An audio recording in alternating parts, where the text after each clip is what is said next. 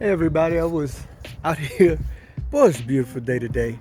Hey, I was talking with a friend of mine, and I came across a thought. We was talking about David and Bathsheba, and was thinking about that story. And for those that may not know the story, of course, it's about David.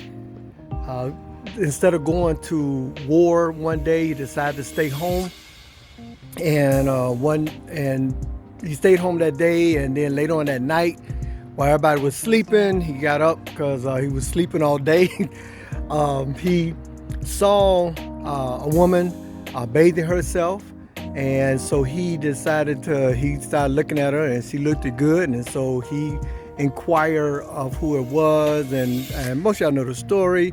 And of course, he had her come over to the palace where he was. All the other men, they went out to war, and so he brought her in. Of course, he slept with her, and then the rest of the story is that after he felt, of course, he felt bad about it. They told her that the woman Bathsheba was the wife of Uriah. So then they found out that he found out that she got pregnant, or she was pregnant because of him or by him. And so the rest of the story is that he told, once Uriah came back from war, he told Uriah to go, come on back and go ahead and be with your wife and spend some time with your wife.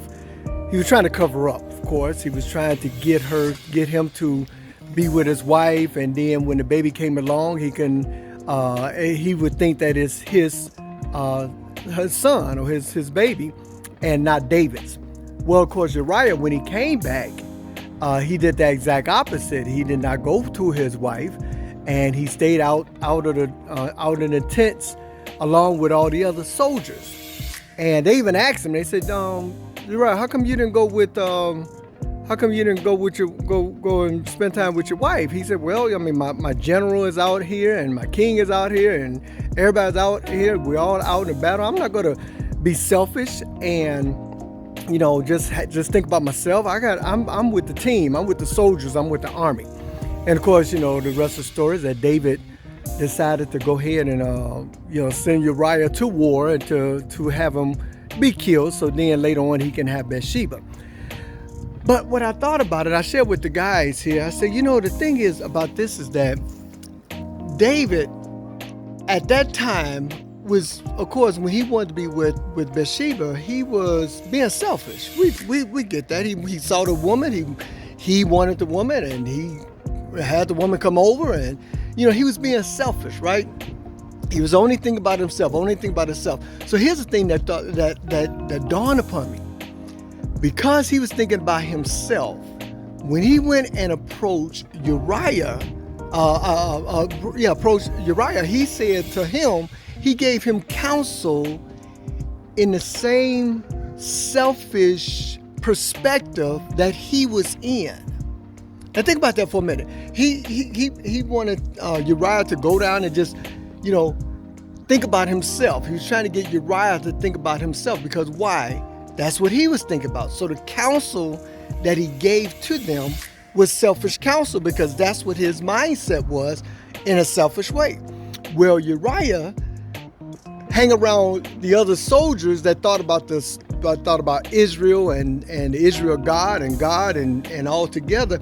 His mindset was that, no, I'm not going to do that, because it's all about the team.